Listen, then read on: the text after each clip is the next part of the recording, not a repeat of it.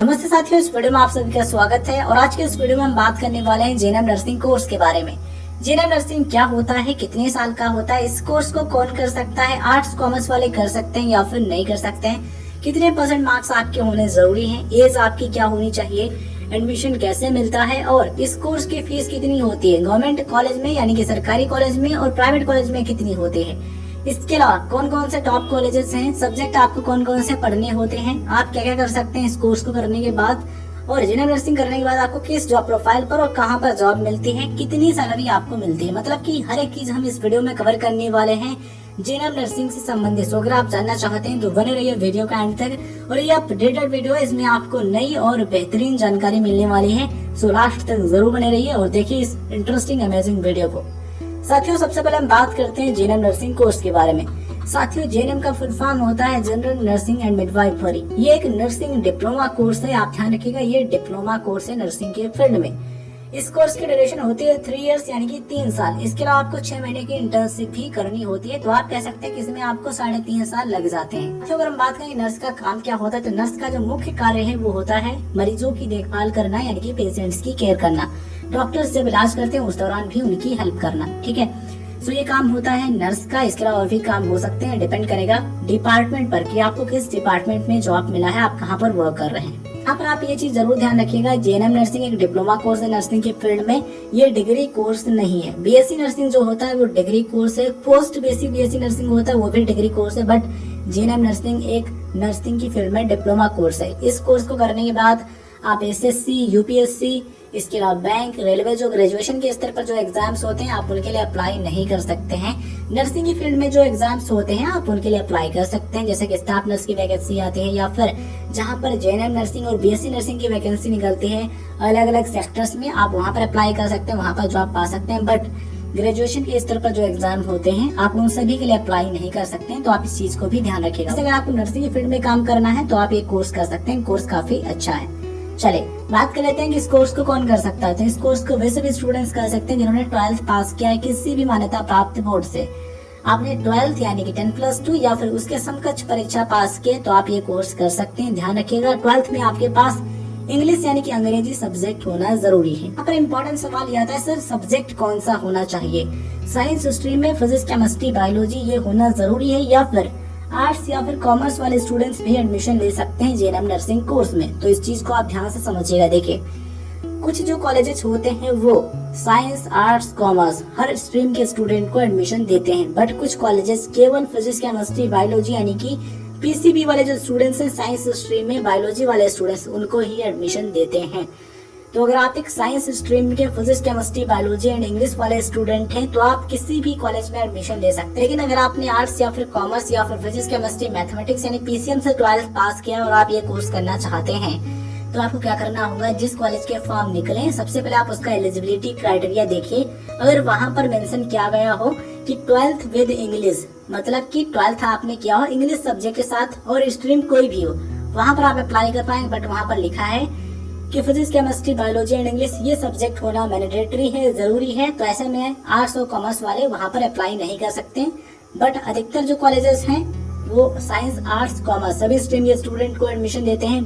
बात करें परसेंटेज की, तो अगर आप एक जनरल या फिर ओबीसी कैटेगरी के कैंडिडेट हैं तो 12th में आपकी कम से कम 45% यानी कि मिनिमम 45% मार्क्स होना जरूरी है। अगर आप एक एससी या फिर एसटी कैटेगरी कैंडिडेट हैं तो ऐसे में आपके 12th में कम से कम 40% यानी कि 40% मार्क्स होना जरूरी है। इस चीज को आप ध्यान रखिएगा। सवाल यहाँ पर यह भी आता है कि जेएनएम नर्सिंग का जो कोर्स है इसे केवल लड़कियां कर सकते हैं या फिर लड़के भी कर सकते हैं। तो साथियों इसका जवाब है कि इस कोर्स को लड़के और लड़कियां दोनों ही कर सकते हैं, मतलब कि इस कोर्स के लिए male and female both candidates apply कर सकते हैं। बट यहाँ पर आपको ध्यान रखना जरूरी है, कुछ कॉलेजेस केवल जेएनएम नर्सिंग का जो कोर्स है इसमें लड़कियों को ही एडमिशन देते हैं, बट अधिकतर जो कॉलेजेस हैं वो लड़के और लड़कियां दोनों को एडमिशन देते हैं इस कोर्स में। बात करें कि एज कितनी होनी चाहिए, तो कम से कम एज आपकी 17 वर्ष यानी कि 17 ईयर्स होना जरूरी। कब तक होनी चाहिए, आप जिस सत्र में एडमिशन लेने जा रहे हैं उसके 31 दिसंबर तक आपकी एज कम से कम 17 वर्ष हो रही है तो आप अप्लाई करके एडमिशन ले सकते हैं। इससे कम हो रही है तो आप एडमिशन नहीं ले सकते, बट 17 हो रही है या फिर 17 से अधिक हो रही है तो आप एडमिशन ले सकते हैं। मैक्सिमम एज लिमिट होती है 35 वर्ष यानी कि 35 ईयर्स, मतलब कि अधिकतम 35 वर्ष से तब भी आप एडमिशन ले सकते हैं, बट इससे अधिक है तो आप एडमिशन नहीं ले सकते हैं। बात करें कि एडमिशन का प्रोसेस क्या होता है, तो एडमिशन का प्रोसेस होता है एंट्रेंस एग्जाम यानी प्रवेश परीक्षा आधारित। कॉलेज में मेरिट के बेस पर एडमिशन मिल जाता है, मतलब कि 10th और 12th के जो मार्क्स होते हैं उनके बेस पर मेरिट लिस्ट बनती है, उस हिसाब से एडमिशन होता है। तो आप जहां से जिस स्टेट में भी ये कोर्स करना चाहते हैं, सबसे पहले आप उस कॉलेज के एडमिशन प्रोसेस के बारे में जानकारी लीजिए कि क्या एडमिशन प्रोसेस है, क्या इसके लिए कोई प्रवेश परीक्षा वहाँ पर होती है या फिर वहाँ पर मेरिट के बेस पर एडमिशन मिलता है। आई होप ये चीजें बेहतरीन तरीके से समझ पा रहे होंगे। बात कर लेते हैं फीस की, कितनी फीस लगती है जेएनएम नर्सिंग कोर्स की। साथियों आप इस चीज को ध्यान रखिएगा, गवर्नमेंट कॉलेजेस जो होते हैं, सरकारी कॉलेज होते हैं नर्सिंग के, उनमें फीस बहुत कम होती है प्राइवेट कॉलेजेस के कोर्स की अपेक्षा। ठीक है, गवर्नमेंट कॉलेजेस में इस कोर्स की जो फीस है वो 30,000 से शुरू होती है और 75,000 रुपए तक होती है। यहाँ पर ध्यान रखिएगा, ये जो फीस हमने आपको बताई है ये टोटल कोर्स की है, मतलब की 3 साल की फीस है। ठीक है, 30,000 से 75,000 रुपए तक हो सकती है ये फीस सरकारी कॉलेजों में यानी कि गवर्नमेंट कॉलेजों में। ठीक है, 3 साल की।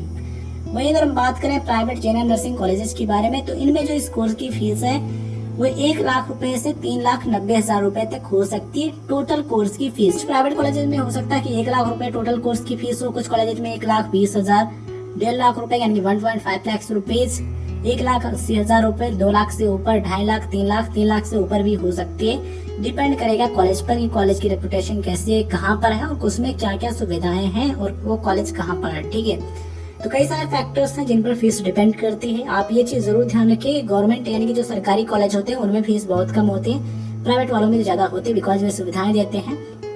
ठीक है, और वो अपने हिसाब से कॉलेज चलाते हैं, तो उनकी जो फीस है थोड़ा ज्यादा होती है। अगर आप पे कर सकते हैं तो आप प्राइवेट कॉलेज से भी बीएससी नर्सिंग या फिर जेएनएम नर्सिंग का कोर्स कर सकते हैं। तो साथ ही ये फीस स्ट्रक्चर होता है, आप इसको ध्यान रखिएगा। आप जिस कॉलेज से करना चाहते हैं ये कोर्स, आप उसमें पता कर लीजिए ये कितनी फीस होती है। ठीक है, लगभग इतनी फीस हमको देखने को मिलती है नर्सिंग के कॉलेजेस में।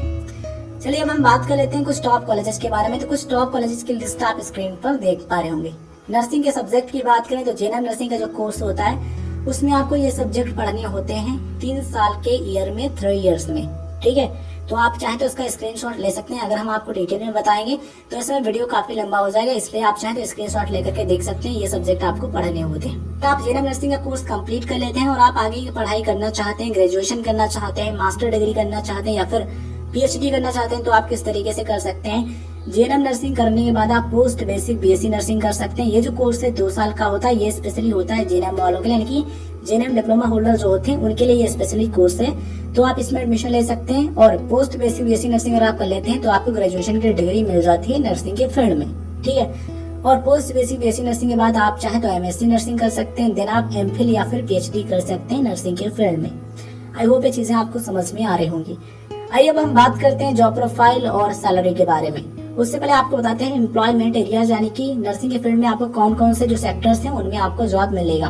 तो जेएनएम नर्सिंग का कोर्स करने के बाद आप सरकारी अस्पताल यानी कि गवर्नमेंट हॉस्पिटल में जॉब पा सकते हैं या फिर प्राइवेट हॉस्पिटल में या फिर प्राइवेट क्लिनिक में। इसके अलावा जो नर्सिंग होम्स होते हैं वहाँ पर आपको जॉब मिल सकता है, कम्युनिटी हेल्थ सेंटर्स पर जॉब मिल सकता है। इसके अलावा गवर्नमेंट की जो हेल्थ स्कीम्स होती हैं उनमें आपको जॉब मिल सकता है। इसके अलावा ओल्ड एज होम्स जो होते हैं वहाँ पर आपको जॉब मिल सकता है। इसके अलावा साथियों हर एक उस डिपार्टमेंट में या फिर ऑर्गेनाइजेशन में जहाँ पर हेल्थ से संबंधित इश्यूज आते हैं, मतलब कि स्वास्थ्य से संबंधित समस्याएं आती हैं, वहाँ पर डॉक्टर्स और नर्सेज की रिक्वायरमेंट होती है, आवश्यकता होती है, वहाँ पर आपको जॉब मिल सकता है। मतलब कि स्कोप काफी अच्छा है और आप जितना चीजें सीखेंगे, एक्सपीरियंस गेन करेंगे, उतना अच्छा आपको सैलरी मिलेगा और आप अच्छे तरीके से काम कर पाएंगे। ठीक है, इसलिए जरूरी है कि आप किसी अच्छे कॉलेज से कोर्स करें, ज्यादा से ज्यादा प्रैक्टिकल नॉलेज लें, चीजें सीखें। जब आपके पास ये सभी स्किल्स होंगी, नॉलेज होगा, तो आप अच्छे हॉस्पिटल में वर्क कर पाएंगे और जब आप अच्छी जगह पर काम करेंगे तो आपको अच्छी सैलरी मिलेगी। बात करें जॉब प्रोफाइल्स की, तो आप स्टाफ नर्स के तौर पर काम कर सकते हैं, असिस्टेंट नर्स या फिर क्लिनिकल नर्स मैनेजर के तौर पर, होम केयर नर्स या फिर ट्रेवल नर्स, या फिर आप नर्सिंग ट्यूटर के तौर पर काम कर सकते हैं, नर्सिंग एजुकेटर, या फिर आप टीचर प्रोफेसर के तौर पर काम कर सकते हैं नर्सिंग के फील्ड में।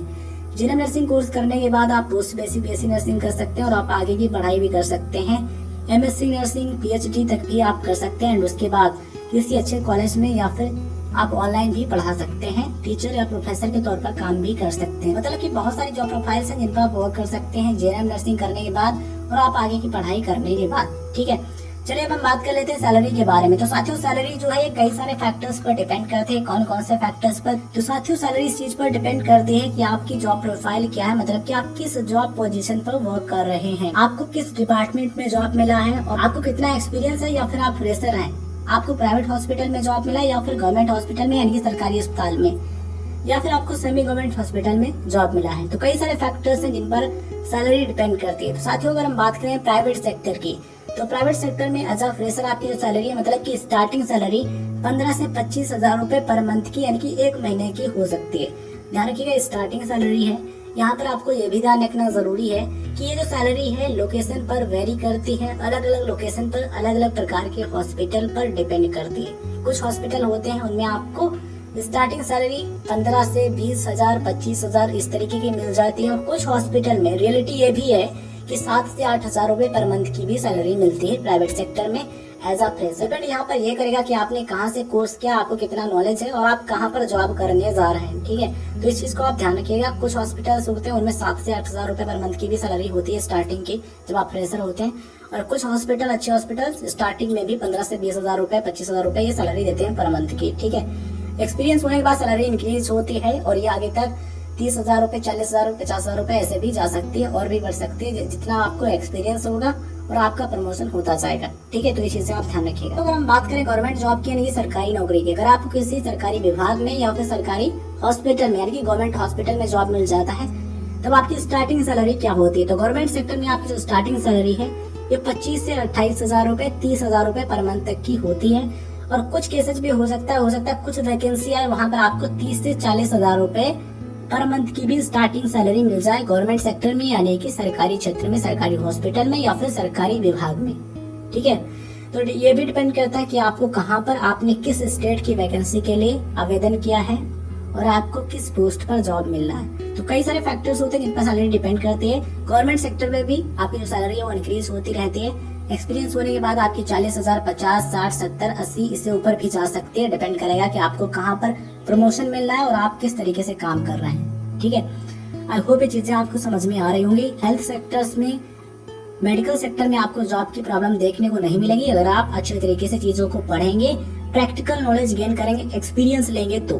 ठीक है, तो ये चीजें आप फुलफिल कीजिए, जॉब आपके लिए तैयार है और आप अच्छे तरीके से काम करेंगे तो काफी समय तक आप इस फील्ड में वर्क कर पाएंगे, लोगों की सेवा कर पाएंगे और अपना एक अच्छा करियर बना पाएंगे। उम्मीद करते हैं साथियों चीजें आपको बेहतरीन तरीके से समझ में आई होगी। ये वीडियो जानकारी आपको पसंद आई हो तो इस वीडियो को लाइक कीजिए, अपने दोस्तों के साथ शेयर जरूर कीजिएगा। चैनल पर नए हैं तो सब्सक्राइब करने के बाद नोटिफिकेशन बेल जरूर ऑन कीजिए जिससे आपको वीडियोज का नोटिफिकेशन मिलता रहे।